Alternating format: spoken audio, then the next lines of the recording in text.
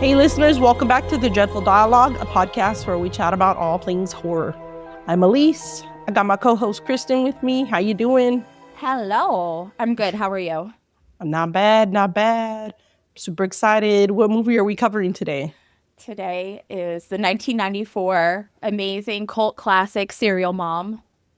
I couldn't be more thrilled, honestly. Me neither. I mean, I think we all have a little bit of Serial Mom in us. Like, Totally. I want to flip out sometimes. Right. This is honestly one of my most favorite movies ever. Like, I'm talking top 5. That's Really? a big deal. That's a big deal. Yes. I love this movie so much. I could watch it every day. Well, maybe every week. Yeah. And when it first came out, I watched it like, I'm pretty sure I watched it a few times a day. Me and my cousin Casey were like, I think either we had it on VHS or we rented it regularly. And it was always on like Max or Showtime, whatever. What was it, Max back then? HBO. Well, like HBO. Yeah. And so we watched it all the time. I freaking loved it. I still love it. I don't know if it's my top 5, but it's a top movie for sure. Yeah. I'm obsessed with this movie. I watch it a lot. Yeah, it's great. So good. So when was the first time you watched Serial Mom? Do you remember? I don't remember the first time. I'm pretty sure I watched it on cable, and then I was just hooked. Like I said, I was one of those movies. I just probably watched it all the time. I had like certain movies, and they weren't all just horror movies or dark comedy movies that I watched over and over. Like I think this came out. It said it came out like in April, so that would make sense. Like I remember watching it during the summer a lot, and it came out in 1994. Yeah. So yeah, I mean, I was 82. I was like 12 years old. 12? Yeah, that was my heyday of movie watching. Like, yeah, we were cousins shared. Is like cousins shared. I like to joke like summer shared together. Like I had a set of cousins that lived across the street from each other, and there was 2 sisters and their brother and sister, and then I lived further away, but I was always at their houses during the summer, so I'd be for days on a time, and we would watch this movie over and over, and it was never not funny. I loved it. I agree. Yeah, it is so good. I remember watching it like probably on HBO, and then renting it a whole bunch, like constantly. Every time we went to the old school A to Z video, because we didn't get Blockbuster until like 2000. Not gonna lie, like I lived in a really small town, but anyway, yeah. My mom would be like, again? I'm like, stop it, okay? Don't you dare. I'm like, how dare you? Piss all over Matthew Lillard, Mom. Like, I love him so much. He's one of my favorite actors. Yeah, little did we know how big he was going to. You get like those Scream when you watch Scream and you see him in the, he's hanging out with Randy in the video store. I love seeing him in these scenes in the video store. It's like little did we know what a horror king he was going to become, and like the whole video store vibe. Yeah. I'm pretty sure I watched it on cable, and then we probably had it on me and my cousin always had like VHS that we would just watch over and over and over, and this is one of them for sure. I probably recorded it off of HBO on like a blank VHS. Yeah, we did that a lot too. I did that a lot. We had to do that with music as well. You're like recording it off the radio. Yeah. Yes, that was a big deal. So, do you want to hit me with a synopsis? Yeah. You got one? I got one. All right. Serial Mom is a dark comedy directed by John Waters that follows Beverly Sutphin. Her name was always Sutphin. Okay. Every time they said it, I had to like listen closely. A seemingly perfect suburban housewife whose wholesome exterior hides a murderous temper. When everyday annoyances like bad manners, wearing white shoes after Labor Day push her over the edge, she embarks on a killing spree while maintaining her image as the ideal wife and mother. As her crimes attract media attention and turn her into a bizarre celebrity, the film gleefully skewers suburban hypocrisy, true crime obsession, and America's fascination with violence.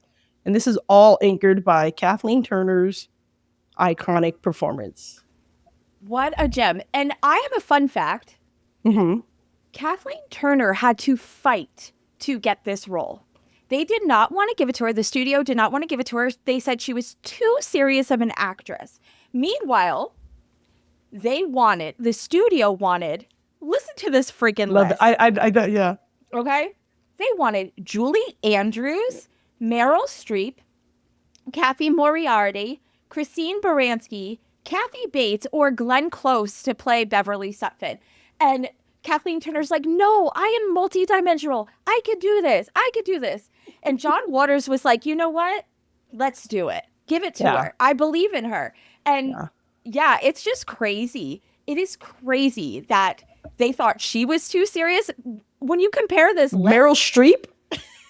I mean, you said Meryl Streep, right? Did I hear that? Meryl Streep, Glenn Close, Julie Andrews, The Sound of Music, Julie Andrews. I even heard a rumor that they wanted that they were even considering Roseanne Barr, which I could see because of She-Devil. Yeah. Oh, I could see Meryl Streep because of Death Becomes Her and She-Devil as well. Sure. No, Kathleen Turner nailed this shit. She is everything. She is everything. It wouldn't have been the same without her. So yeah, this cast is pretty awesome. We have Kathleen Turner. We have Sam Waterston. We have Ricky Lake. Matthew Lillard, as I said before, he's near and dear to my heart. Yeah, and you know when they're in the courtroom, we have Suzanne Summers. Yeah, she's getting nice play. Yeah, yeah. She wants to play the TV version of the Serial Mom. Yeah. So really good cast. Yeah, and I mean, a lot of ancillary characters are in this too. Yeah, I know Sam Waterston. I'm not a huge Law and Order fan, but he was like Law and Order. I know him from Grace and Frankie. Grace and Frankie. He's one of the male characters in that. I love him in that. But yeah, he nailed it. He plays such the like wholesome straight dad because that's what this family is, right? Right from the beginning, right when it opens up, we get this like stereotypical wholesome family. They're eating breakfast, and the mom's like, "I'm making them fruit salad." I was like, "I know salad for breakfast." I'm that bad person when you can get like fries or fruit. I'm like, I'm not getting fruit. I'm getting fries. I mean, same. I didn't get this body from eating all the fruit, okay? But yeah, she's freaking hilarious. The family is amazing. Ricky Lake, I love Ricky Lake, and this is right before she had her talk show. Mm-hmm. Because I remember watching that a lot as a teenager. Yes. And then I've watched her older movies like Hairspray and Cry Baby and stuff like that. So she really plays like this boy crazed. I don't think she's still in high school though, right? I think she's like college. Because the college. Yeah, the guy who's picking her up at the beginning is in college, and they're saying that like they're referring that they're college age, but I think she's like a young college age because she's still living at home. You can live at home, granted, but she didn't come off as like being close to graduating. She came off like she was a fairly young college student, right? Yeah, young adult. She wasn't super independent. And then Matthew Lillard's in high school, and as you said before, he works at the movie store. Yeah, the rental store. Horror. Yeah, the horror rental store. And then he has his little girlfriend Birdie and his bestie. What's his bestie's friend? Scott, yeah. He's played by Justin Whalen, which he's from, I think he's in like Child's Play 3. I'm not a huge Child's Play Chucky fan. I've seen him, but I'm not an expert on him. But I know he's in the franchise. Right. So, yeah, he plays his horn dog friend. Dude. There's some scenes where I forgot. I was just like, whoa. Yeah. He was really going to town. Exactly. He sure was. And he had a distinct style that he sure did. He was something else. So with the movie, you know, it really does like this whole like cheerful sitcom style vibe. Do you think it makes the violence that Beverly does to her neighbors more disturbing or hilarious?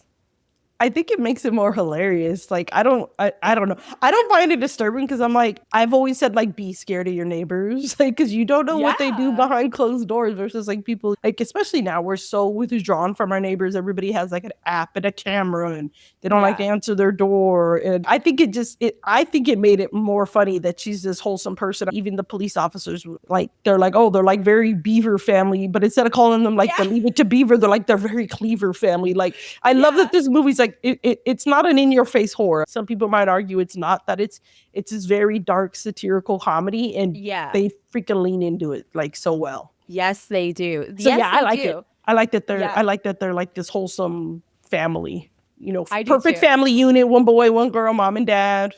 Yeah. Right. And like she's just fucking ripping through the neighborhood wearing her pearls in her like Toyota Camry station wagon. Station wagon, yes. So 80s, 90s vibes right there. I love it. It's so funny. So current day, like if we're thinking current day, what suburban sins would get that you do personally would get you killed by Beverly Sutphin? Oh, which one's, I mean, I cuss. She's always, we don't use the brown word. She doesn't want them using the word shit. I say, I cuss. Shit. I'm pretty good. We don't have to worry about be kind and rewind because we live in the digital age.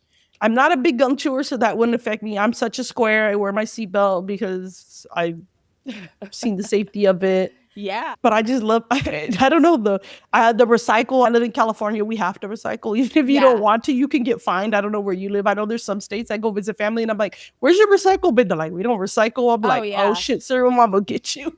Yeah, right? We recycle here. Don't worry. yeah. I recycle. I'm married to, Paul's an environmental chemist. Like, we're big on that. Yeah, I don't know. I mean, the white after Labor Day, I just don't wear a lot of white because I'm me neither. I'm a fucking slob. Plus, like I'm like Casper Ghost White, so like I don't look good wearing light colors at all. Yeah, so I mean we're into horror, so we wear a lot of black. Yeah, we wear a lot of black. I think I might be safe now that did I miss any of her rules? I think I got all of them. I know. I was trying to think too. I'm like, well, I will chew gum every now and then. I have a potty mouth, obviously. You've heard me on this podcast. Yeah. But like I recycle, I wear my seatbelt, I return the cart back to the cart return at the store. So yeah, I think like my biggest offense would be like a potty mouth and chewing gum. Yeah, I think that's what she get me for is the foul language. I do love to cuss. Yeah. And I keep it pretty in check on here, but it comes out. Right. Do you think if this movie was made today, would this work for today? Like as we were reviewing like the suburban sins, quote unquote, would it work for today?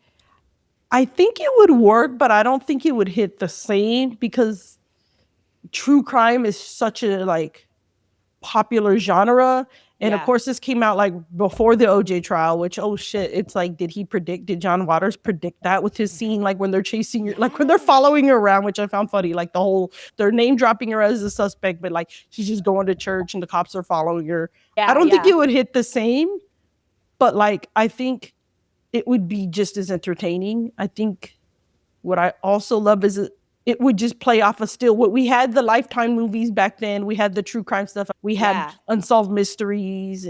But now we have like even more. We have podcasts. We have like one of my favorite shows is Deadly Women and it's like this cheesy acting, terrible reenactments. And I think they do that on purpose. And I love ID. Like I could fall asleep watching Investigation ID channel. Yeah. So I think it would still work. I think it wouldn't hit the same. Like you'd have to change it. She'd have to be more of like a keyboard warrior, she's a bit of a Karen, but like a Karen you kind of root for. So they would have to modernize some of her things in that way, but I think it would hit still.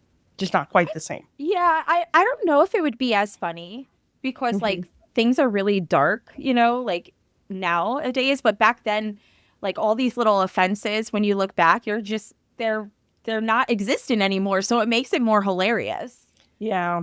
I don't even know. Maybe younger like audiences. I don't know if they would get some of the references. Yeah, in terms of like it's just such a normal. It's like smoking, right? Like I crack up when it's like you used to like go places and they're like, oh, do you want to sit in a smoking section? And there was a smoking vending machine, and now it's like it's so taboo and it's so socially unacceptable. Even though people do it, people like hide it down. They're more conscious of it, like of doing it around people. I mean, you can have jerks everywhere, but like most people don't just flaunt that they do it. And I feel like a lot of the things wouldn't be hidden as well. Like they wouldn't just put it on the forefront.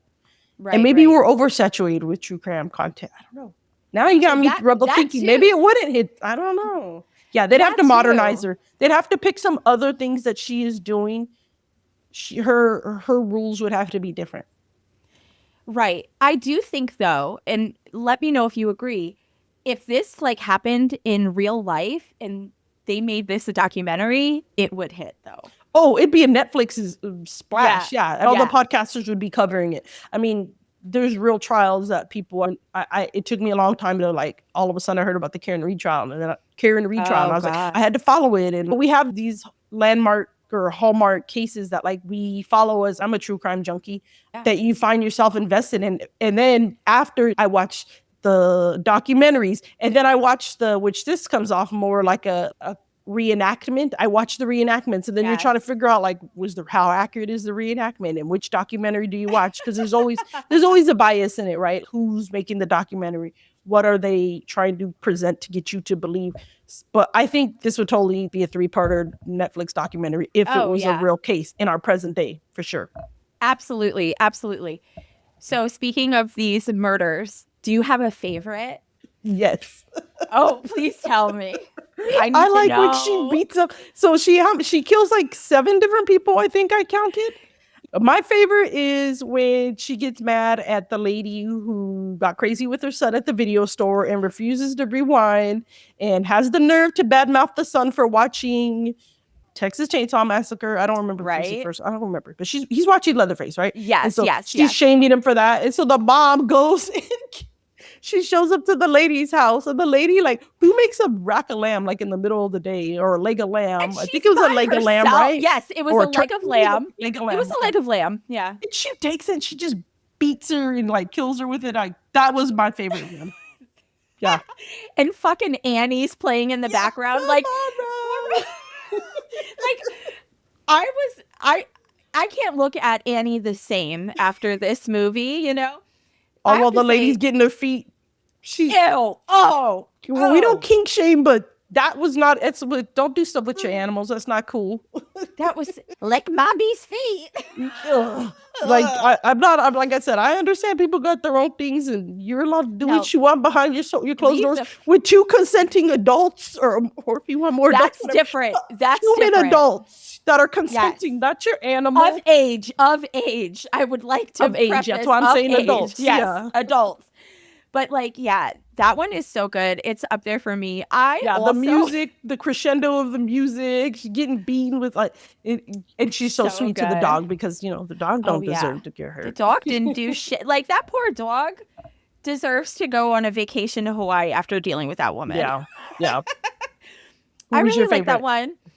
That one's up there for me. And I love the chase of Scotty, and then him being set on fire at the club on stage. I don't know if you know, but L7, the punk rock riot girl band, they're actually playing. They're in the movie, and that's the band that's playing on stage. And he's just on fire. They're all like, yeah! They think it's like part of the show. And then cheering it on, stereo mom, stereo mom, stereo mom. Like, that's when you're like, this is like hilarious. Like, the people are really so good.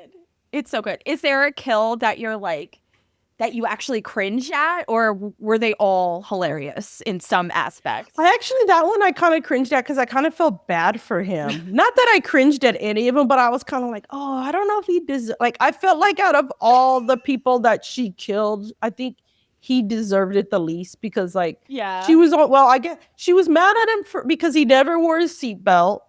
I think because he kind of was like one of the first ones to figure it out, and he was following her. But like, I feel like the other ones deserved it. Like I feel like the dentist's wife, like, she had it coming. She had it coming, and he was an asshole too. They both were. The patient's wife and her, or not the dentist's wife. Sorry, because her husband. Beverly's husband is a dentist. His patient's wife, she was a petty bitch. She was a bitch, calling and like punking him, like, listen, he's gonna come in on a Saturday, because the husband of Beverly, what's his name, Eugene, I think. He's like, oh, I don't work. I'm gonna go bird watching with the wife today, and then the other wife gets on. Listen, he's coming in at 10 a.m. and you're gonna see him. And I'm like, bitch, like, he's allowed to have a life. Like, we've all been there. Like, we've all had days where we feel horrible, and you're at the emergency room, or urgent care, or you're waiting to be seen. But it's like, look, we all gotta wait our turn. And it's like, he doesn't work on Saturdays. He's a dentist. That's an office hours kind of guy. Like, go pay for an emergency. A doctor, like those dentists that charge emergency. Amount, or like go to the hospital, go on some antibiotics and a pain med until you can get in with the dentist on Monday. Yeah. Like, come on. I really so like she what deserved. She deserved it. And I love when Beverly just chucks those freaking scissors at her. That was epic. I like that. She did good with that. Yeah. I think the one I kind of was like, ew, but not really, was when she ran over Chip's teacher. In the beginning. The teacher in me felt bad because I have nightmares. Right?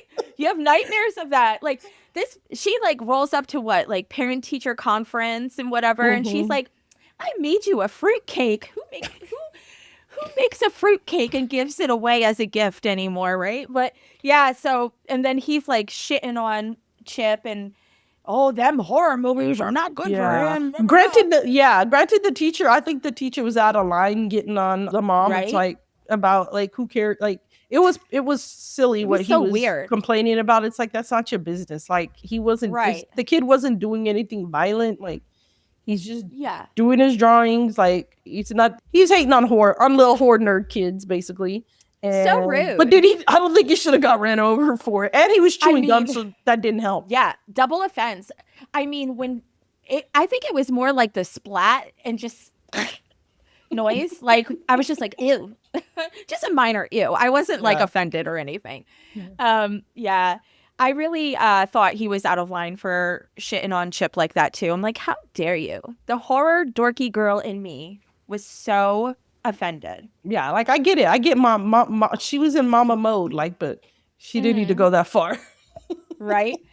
So with all the kills that Beverly does and harassing, let's not forget the harassment she does to Dottie Hinkle, who is a fucking bee from hell. Like, she has the really overly permed hair. So 90s. It's the red hair, right? Yeah. Yeah. Wasn't she in Edward Scissorhands? That's Mink Stole, right? That the lady. I don't know what else Mink Stole has been in. I maybe I'm wrong. And I forgot. Which I think she's a John Waters regular, because he's kind of one of those people that he likes to reuse a lot of his actors, and he's got a lot of movies. Like, I heard that like Serial Mom is one of his very mild movies. I've seen Cry Baby, I've seen Hairspray, and I've seen this one, and he has a bunch of other movies. Like, what does he call himself? Like, I'd have to look it up. John Waters calls himself the Pope of Trash and the Duke of Dirt. I love it. Because he's known for his bad taste. Yeah, he's got other movies like Pink Flamingos, Female Trouble. There's a ton of movies. He has a whole, like, I guess his heyday was in the 70s, and this is the 90s. This is closer to, he wasn't as popular, and this is one of his more mild movies. So I can only imagine. But yeah, I think Mink Stole is one of his regulars. Yeah, I'm pretty sure too. I just can't remember. Tracy Lords is in a few of his. Yeah. Ricky Lake. And Ricky Lake, obviously. Yeah. Yeah. I love the obscene phone calls, because like the prank call was such a big deal in the 90s. And this is before, like, what was it? Star 67, Star 69. Star 69, where you could read so listeners who don't know, when we had house phones, you didn't have a way to know you just said hello. There was not like your cell phone where it tells you who's calling. People don't even call them, right? They just text. Right. And then you just say hello. And if it was a prank call or somebody calling to play a joke on you, you couldn't do anything about it. Then we eventually got Star 69, where it would automatically redial them. Then we had caller ID, but people could block their caller ID. But like, prank calls were like so fun. I was guilty of them. So what were we saying about this prank call? So it starts off with like the prank calling and stuff, and she just really lets it rip with the shit she says to Dottie Hinkle. And I kind of felt bad for her for a little bit, and then you saw her true colors, and I was like, you know what? You deserve to be called a Pussy Willow. A pussy. What did she say because that's when the movie opens, right? Like, they come up, and I love how like the movie's like embracing this wholesomeness, right? The cops are like riding like 8 or something in the morning. I love that they do it like a documentary. They timestamp everything. Yes. And the cops show up, and they're like, oh, your neighbor Dottie's been getting a rash of these inappropriate letters, and they show it to them, and it's again old school serial killer with the cutout magazines, and it's all, I'll get you, pussy face. Who would like a pussy face? I'm sorry. Me and my friends, when we were younger, we call each other like torta face. Like, I mean, that's like whatever, torta face. Like, you're a pan face. Like, which pan is another word for pussy. So I'm like, I guess, but I'm like, I don't know if I put that in a letter. I don't want to put it something like way darker. And the way funny. she sets her up when she goes to, as soon as they leave, as soon as the cops leave, she does her prank calls, and then she goes to the house and she's like, and she sees she has pussy willows, I guess plant the flower. The flower Like, plant. are those pussy willows? And she's like, what did you, and Dottie's like, what did you say? She's like, pussy willows. Pussy willows. Wait, oh my God, you nailed Kathleen Turner's voice. Oh, when I'm sick, I really sound like her when I talk. I'm like, hello. I can't do it now. Only when I'm sick. But yeah, she's like, you pussy willow. And Dottie knows. Dottie knows. At that point, she knows.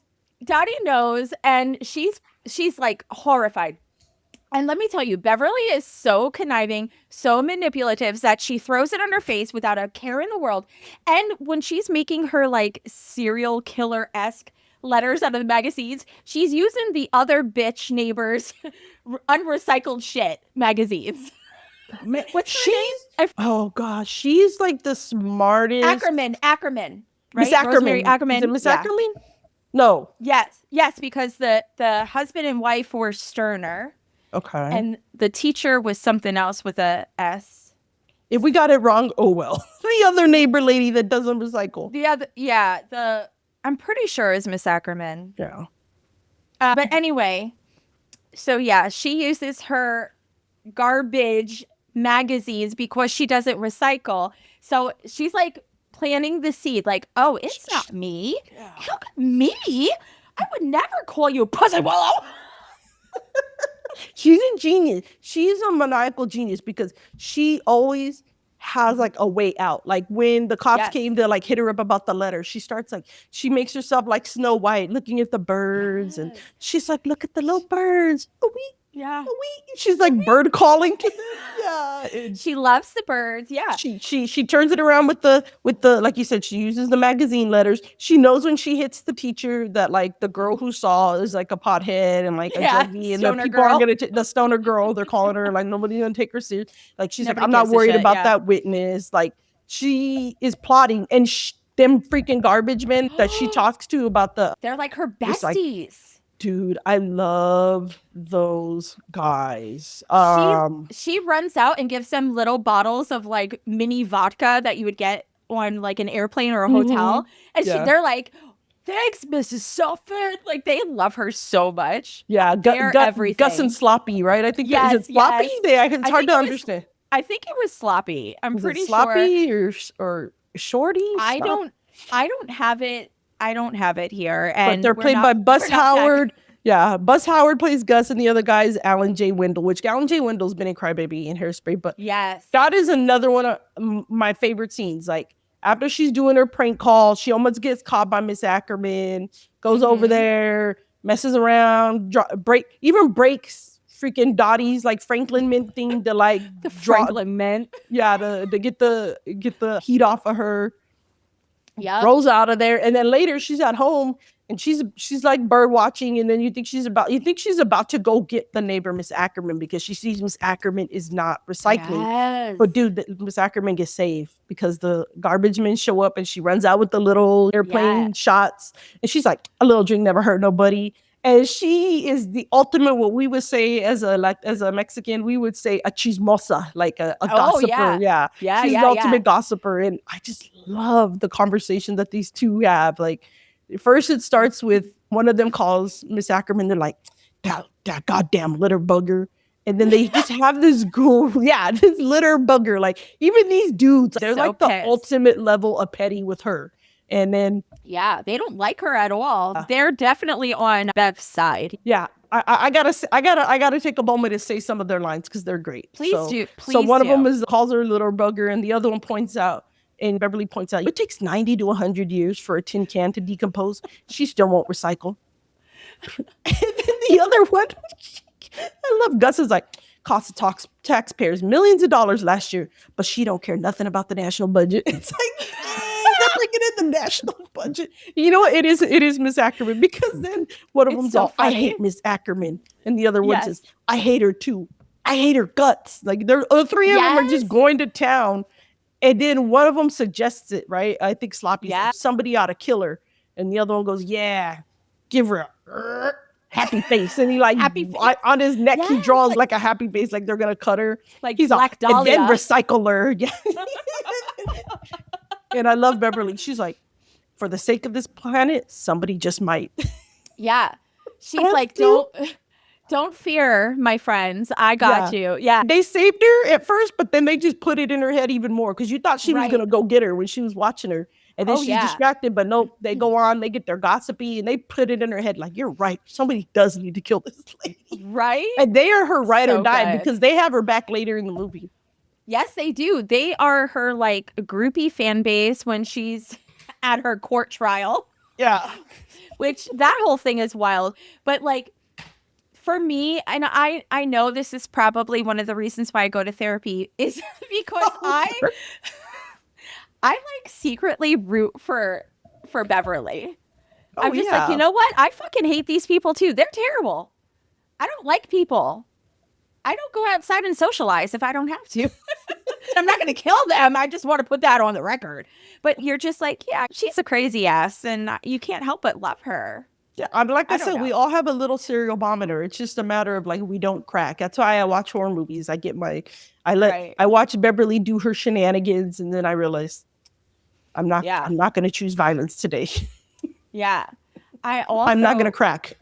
Exactly. Speaking of cracking, so you mentioned the Franklin mint egg. Oh yeah, that broke. Yeah. So Miss Ackerman and Beverly, they go to like some kind of like flea market kind of thing, right? Yeah. And she wants to get the Fabergé egg. And while they're there, that's when Beverly sees the guy that her daughter is supposed to be dating. And he like blew her off for like this hot, like, well, quote unquote, hot. Tracy Lord, she is hot. I mean, she's hot, but like, yeah. But it's mean to Ricki Lake. It's not to say Ricki Lake isn't a pretty girl, but they clearly made the way they're dressing her and her makeup, she's supposed to be the bombshell as Tracy Lords. Yes, absolutely. So, you know, Miss Ackerman is a shady lady because she's like, well, this is $50 and it has a chip on it. And she's pissed off she won't get a discount. So she switches the price tags of the fire poker. Mm-hmm. And she buys it for $2. And then Beverly sees the boyfriend, date, whatever guy. Yeah. I think is it Kevin? Carl? Kyle? I think it's Carl. Whatever. We don't know. Guy. Kevin, Carl, the guy, the college guy that Ricki Lake thought, even though Ricki Lake's a little boy crazy, this is the first guy she's boy crazy for. She's also hitting on the cop and hitting on the reporter later. Yes, her hormones are freaking on the loose here. So Kevin, Kyle, Carl is spotted and he goes to the restroom and Beverly's like, I see Kevin, Kyle, and she grabs the fire poker and she just is like her with him in the bathroom, and when she pulls it out, the fucking liver on the end. Yes. Exactly. And another thing that made me cry laughing, and I am such a sick person, like I need help, but when they take Kevin, Carl, Kyle out on the stretcher, they don't even have him fully zipped up. Like that would never happen in real life. That would never happen. So you just see him and he's like, bleh. And like Beverly's just putting the fire poker back and she has like blood stain on her fucking Reeboks. Her white Reeboks. Yeah. Oh my God. That part. Miss Ackerman's like, you got some poo on your shoe. You got a little doo-doo. You got a little doo-doo on your shoe. That's right, it's doo-doo. And she's like, ew. What's funny is it's like, you wouldn't just like kind of like, you would go outside and like try to clean it properly. Yeah. It's like, she don't have that's when I'm like, Beverly's maniacal. She don't got no shame. Yeah. She knows that's blood. That's like some blood guts type stuff on her shoe, but she don't care. She ain't getting caught because she knows that's Miss Ackerman's poker. So she gonna plan it right back for her. She's always like, a step ahead. Like, how am I not gonna get caught doing? And I think that's why she doesn't kill Miss Ackerman, because that's gonna be her fallout. Like that's her fallback. Well, she's won over Miss Ackerman, right? Because when she broke to take the heat off of her, when Dottie was figuring out that she's the one calling her a pussy face.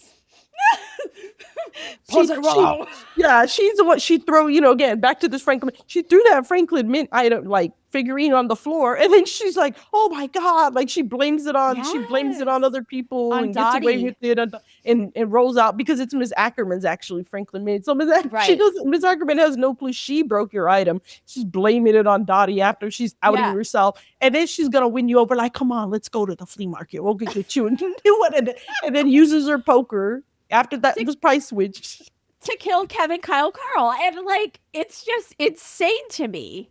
It's insane. And it's just like on the scene, like on the moment, on the fly, plotting here. It's not like she woke up and decided today's the day I'm gonna start killing. Like, it took the teacher kicked it off, and then it just kept on going. Like, this happens over a weekend. Yeah, like 2 days or something, right? Barely. Barely. So all of this shit happens. She finally gets caught.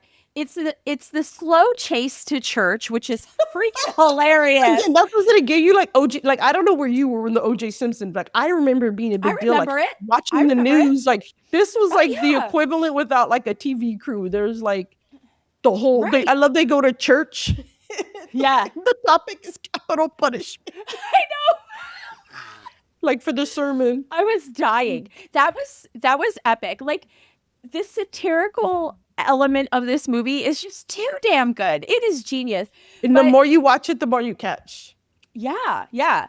And like, it's so crazy how all of this came to fruition before the OJ shit went down, because like, that was such a big deal in our culture. And I remember like trying to stay home from summer camp. My mom and dad would be like, you guys are going to summer camp. You're getting out of the house.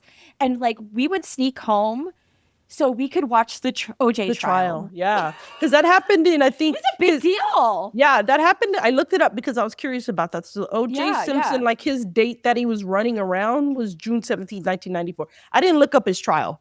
But I mean, that was in June. But the movie Serial Mom was released on April 13th of the same year. So that means it was probably filmed the year before. So this was all clearly before O.J. Simpson went on the run and before O.J. Simpson's trial. I mean, so is John Waters psychic? I mean, and then there's a Bill Cosby reference where they call Bill Cosby a weirdo. Did you catch that? Yes. That's I mean, Bill Cosby was doing his dirty deeds before this. Right. But it was on the DL and nobody knew. Yeah, I think it was the one, oh my God, I love that there's the one comedian that was talking about it. He was from Broad City. What's his name? Anyway, I'm going off on a tangent. I mean, it wasn't in the pub. I mean, other than within, the Hollywood circle of people who knew, like, it wasn't knowledge for us common people to know Bill Cosby's. I mean, the only reference I did catch that he didn't catch early was the Paul Rubens thing. He does make fun of Paul Rubens as well, like with the he calls him a weirdo. Yeah, so he calls, like, they make fun of Bill Cosby ahead of all the weird stuff. They make fun of Paul Rubens. That was already post scandal of Paul Rubens. Right. But then, like, they don't say O.J. Simpson because of course they can't. But it's like, damn, this really mirrored that. Anyway, back to the slow chase scene. Yeah. So I mean, and this all goes hand in hand. We usually do go on a tangent, but this actually does go hand in hand because the slow chase scene was literally what happened in real time with OJ. So yeah, watching this again as an adult, it really brought me back to all of that. So anyway, so she gets in trouble. She gets caught. The whole court, like, scenes are hilarious to me. Now, I've read some people think they're too much and they shouldn't have happened. I think if they weren't in the movie, it would have been lame. Like, what? Yeah. Oh, she either gets away with it, or it's over and she's in jail and she's you needed those. She's begging Eugene to bake a nail file and a cake for her. Like, I don't know. Like, we needed the courtroom. Well, I mean, she would have been great at that, right? Because we didn't even talk about the fact that she allegedly would write Manson and Bundy, and she had tapes from Bundy. Yes. So she would have been good at asking for a nail file and a cake. Which that's John Waters' voice, by the way, on that tape. That the husband finds of Ted Bundy, professing his love to her right before he's gonna get killed. He's like, it's like 24 hours before I'm executed, and I just want you to know, I really like you, Beverly. You're like, oh, okay. We figure out her kink. Yeah. And then after that, she has her wild sex scene with her husband. Yeah, that really got her loins going. They had to use a trampoline for that scene. I'm just gonna leave it at that. The bounce. Don't watch this with your kids. The height of that was just. Yeah, don't watch this movie with your kids. I don't know what it's rated, but it's definitely not PG. It's definitely should be rated R. Oh, it's like tongue in cheek rated R. Well, I mean, there's even the nudity that the little boy's reading. We shouldn't have been watching this either at the ages we were. I know. It was the 90s. I was 12. Yeah. The 90s, nobody gave a fuck. TV was our babysitter. Latchkey kids. It was. So one of the best scenes, well, there's two scenes I really love in the courtroom. One is when she pulls a Ted Bundy move, by the way, when she's like, I'm firing my lawyer. I'm representing myself. And Ted Bundy did that IRL. Yeah, so exactly. I love that nod, even though he's a sick, sadistic freak. But anyway. But John Waters knew what he was doing, putting that in there. Exactly. So she's like cross-examining somebody, and she's literally flashing her cooter. Like, she's doing the basic instinct. Yeah. She's doing the basic instinct movida that Sharon movida is not a real word. That's Elisa's slang. It's not a real word for just like the move.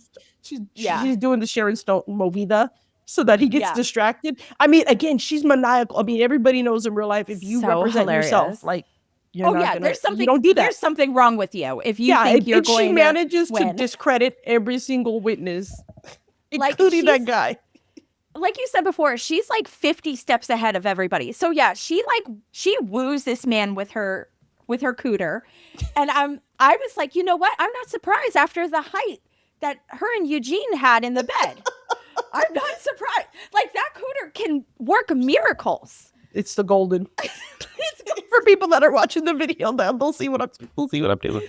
But anyway, so I really love that one. And of course, I'm pretty sure we both agree that the white shoes after Labor Day, like, there's juror number 7? No, 8. I think it's number 8. I think it's number 8. Yes, you're right. I'm sorry. This pettiness of Beverly. Oh my gosh. Beverly can't let it go. No. And juror number 8 was like, girl, we got you. We love you. We know you're innocent. And she still takes her out at the end. Yeah, like, she's bothering her when she has her lawyer, like, the whole time. She's like, the lawyer's literally like giving, I don't know, courtroom lingo. He's out there giving his dialogue, like saying something. Yeah. And she's like, come here. Like, she's trying to get his attention. And she's got her pen and she's like pointing at the paper. She's pointing at her paper, like, listen. And she's like, juror number 8 is wearing white shoes after Labor Day. And the lawyer's like, what the fuck? Are you serious, lady? Like, but again, the level of pettiness, like, she's like upset. Like, I have to let him know, like, this chick is she's breaking a law. I mean, I love that. That's the whole reason she hated Dottie, right? Was Dottie stole her parking spot, which I'd be pretty petty about too, but I wouldn't try to kill somebody or hassle them, calling them a pussy face in the mail. But her level of petty, she's so mad about this whole white shoes after Labor Day. She can't she let takes it go. her out after she's found innocent. And juror number 8 is even calling somebody right on the phone in a phone booth. Like, how old, right? A phone booth in the middle of a courthouse. So crazy. So yeah, takes out juror number 8, even though juror number 8 was like singing her praises, loved her to death. Well, literally loved her to death because she's dead now. Yeah, she was innocent. I the whole time, like, she's calling home to somebody and like giving praises to Beverly. She's like, the fashion has changed. She don't care. Beverly takes her out. Beverly's like, no, ma'am. I'm sorry, you're wrong. And it's hilarious because like the whole family and all the courtroom groupies are there and they hear like the scream and they see the blood. And like Suzanne Summers is just like, I'm supposed to play her. And like, there's like this whole like mini scene where you see her like mimicking Beverly's words at the end. I didn't write them down, of course. Why would I? That would require effort. But like, I really like that scene too because they're all like, what are we gonna do when we bring her home? Yeah, after she's like acquitted or found innocent, they're like, the husband's like, what are we gonna do now? And the son's like, bring her home. I guess like one of them says that. But what's great is like they're capitalizing, right? They're selling merch. Yeah. The son is like looks like a little Hollywood wannabe. He's like, oh yeah, we're gonna get, I don't know if he says Barbara Walters or somebody, whoever's big at the time. We're gonna get Joan Rivers. Yeah, we're gonna get the exclusive with Joan Rivers. And like they're like doing, and even like I think Ricky, like the daughter's like, get your serial mom shirt. She's my mom and she's a serial mom. Like something silly. Like I don't have the quote for quote, but just like their level of like they're all They all think she's not going to be found innocent. They're like, they're like, oh crap. And she even tells her boyfriend, the reporter that she hooks up with now. She's like, you better impress my mom or you're in trouble. Or you're dead like Kevin Kyle Carl. Like you're goner, dude. Yeah. Yeah. So Chip and Misty really, they kind of flip flop a lot where they're like, they want to support their mom, but then they're terrified of her at the same time. Yeah, the kid. But like with Eugene, I just see like sheer terror on his face. Like he's like, what? Yeah, and the new boyfriend of Misty, Ricky Misty. Yeah, same thing. He's like, oh no, I'm actually gonna have to like get to know your mom. She's not gonna be locked up. I'd be like, you want to move away ASAP. But yeah, that was so funny. I was surprised to see that people weren't fond of the courtroom scenes. I thought they were hilarious and we needed them. Yeah. I mean, that was part of what made it like, because John Waters makes it seem like it's like at the beginning, this is a true story. Like he makes it seem like it's a real true crime doc or reenactment. Like you had to have that. Yeah. I thought that was so clever. And I don't know about you, but I really think like, yeah, it's not like super scary or suspenseful. No. But it's enough where it's extremely entertaining and the satirical element of the movie is just everything. Like that's what really makes the movie. We were talking about the kills before. There were some really good ones, some where you're like, whatever. But when you break down like the way that she thinks and her habits and stuff like that, it's just genius. Yes. Yeah. I really love it. I love those kind of movies. Like there's so many movies like that I love. Like Don't Tell Mom the Babysitter's Dead does it really well. I think when we did Buffy, Buffy the Vampire Slayer, the movie, the same thing. It kind of uses the satirical type of presentation. And I think this one it nails it so well compared to a lot of other movies. It's great. Yeah. But I want to talk about the courtroom. I forgot. Yes, I need to shout back out again. I have to show more love to the garbage men because these dudes. Okay, first when she almost got arrested the first time, right? When she's at church, they had her back. These dudes are punching police officers and room for Beverly. Like they're Beverly's right. And then at the courtroom, another way she discredits one of the witnesses. Is it a witness? Yeah. Because they say, oh well, we know that she was writing the letters and this and that, and they're talking about how she was the one to do the letters with the magazines, and she goes, is it wrong? Why are you going through people's trash? This was actually somebody else's trash. She goes, and besides, look what we found in your trash. And they find like smutty magazines. It's like, they were bad. Would that even make you like, that would not technically discredit a person? But again, this is satire. It's like, it's not real. Like it's enough for the jury and the whole courtroom to be like, like shocked that this guy is reading this bad stuff. And in the audience, like in the courtroom audience, the two garbage men are like, yeah, like as if because they got, woo, because they're the ones that got it out of his trash and got him discredited. It's like, I love those two. They're the only ones that like from the get-go, they're like down with it. Like her son is pretty down that she's a serial mom, but these two are like rooting for her and helping her get off. they never waver their support for Beverly at all. They are ride or die for her until the bitter end. You're right about that. Yeah. So that's another favorite part of the courtroom, the fact that these garbage men are still like, we got your back, Beverly. So good. So on a scale of 1 to 10 passive-aggressive suburban smiles, how deadly is Serial Mom? Oh, 10, no question. Come on. Right? Yes. I agree. Because like they try to make it like there's these rules, and we've seen that a lot in the movies that we cover, but there's actually no rules when it comes to Beverly. Like everything has a limit with her. Oh. There's no leeway. There's no gray area. Yeah. Freaking hilarious. This movie is probably going to be one of my favorite movies until the day I die. Yeah, I knew I loved it, and I hadn't watched it in a while. And so when you watch it, I rewatched it for the pod. I'm watching it more analytically and watching it more closely. I'm making sure like not to be on my phone and be distracted. I knew I loved it. It just solidified how much I loved it. Like, I think we could talk for like 3 more hours about this movie. I mean, this movie would be fun to recap. This is a movie that I could just go on and on about. If you have not seen it, I don't know why you listened to the whole episode. Go back and watch it. Even though it's from 1994, especially if you are closer to our age, you are going to love it. I mean, younger people might not get it as much, but I think it still will hit well. Go watch it. This is great. Kathleen Turner is freaking genius in it. I love seeing Matthew Lillard as a youngster. This paved the way for him too. This launched his career, which is amazing. I really love that. And then I saw this one thing before we close. John Waters said about Beverly Sutphin's character that she isn't evil in his mind. She is a moral absolutist. She just takes social rules too seriously. And that's the whole joke of this movie. And I'm like, sir, you will always be a legend. Like, he really will. Really. Yeah.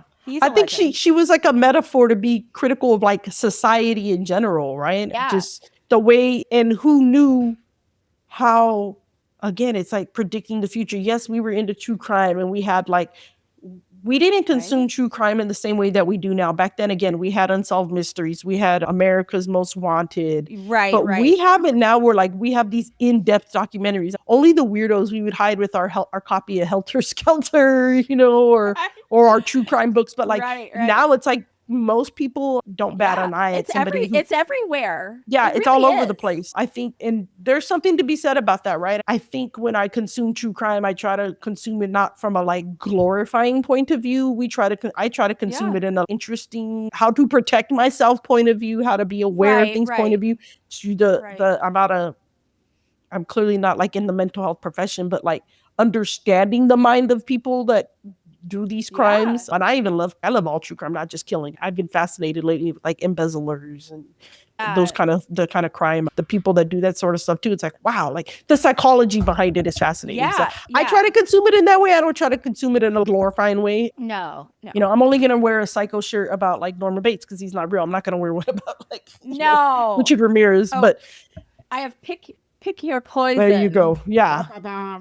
Yeah. So I think John Waters also was kind of like he was predicting like what was going to happen, because in society, I don't know how a good idea it is that we do consume so much true crime.